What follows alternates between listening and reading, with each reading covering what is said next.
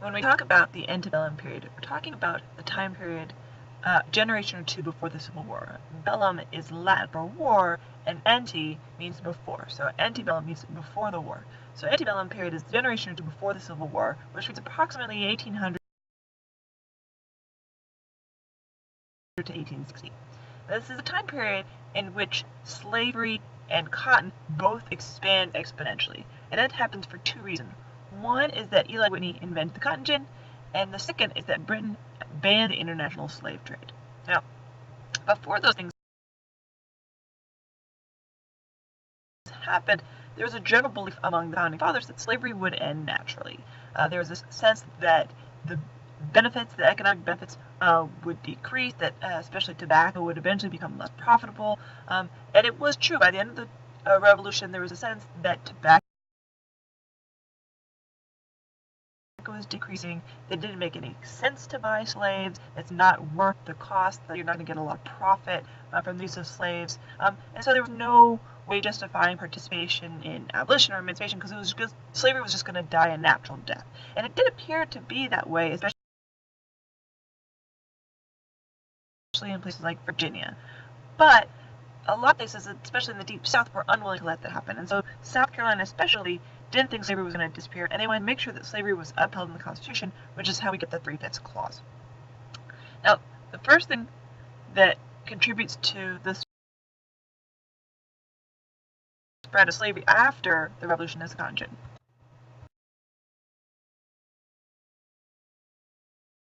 And here we see these images you've seen before, which is an image of an actual cotton gin, a side view of how it works, a cotton boll, and Eli Whitney. And again, as I mentioned before, the cotton gin really allows slavery to become profitable in the Deep South. Now, we talked about Eli Whitney and the cotton gin before, so this is really kind of a review. If you're interested, you can go over to the Eli Whitney Museum over near East Rock, and you can get some extra credit for going there. You just have to show proof. It's almost only ever open on the weekends, and there isn't a whole lot related to the cotton gin there, but it's all about innovation and production and manufacturing. So take a look, and there is a cotton gin that's sort of stuck in a corner. But the cotton gin generally pulls cotton fibers away from the husk, makes cotton more profitable, takes less labor time to get pure cotton, can grow more cotton because it takes less time to get a good profit. You need fewer slaves to get the same output,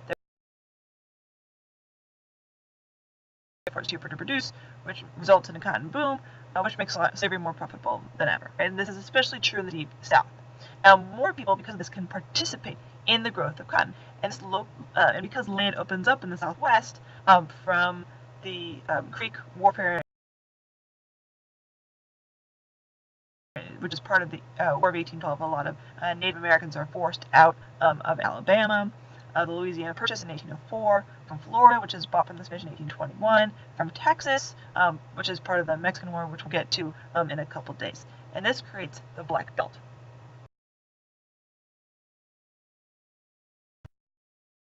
And here you can see where that name comes from. All the people, the percentage of people, and these are counties in America, where African Americans constitute 50% or more, that's dark red, 50% or more of the population in that area.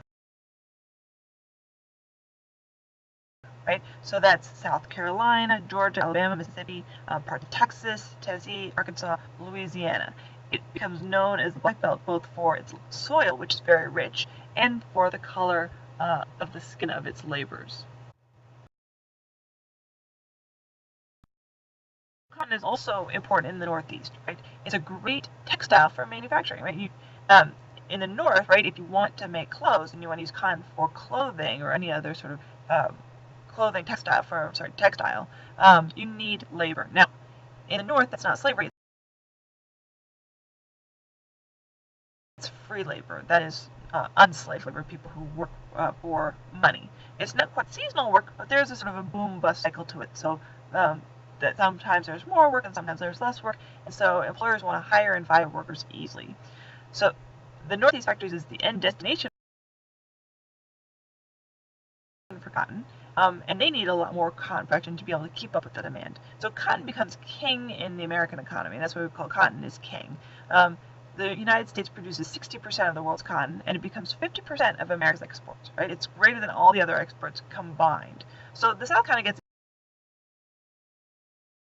arrogant about this. They want more power in government. They want to have a bigger say in what's going on because so much of the wealth coming into America is from the production of cotton.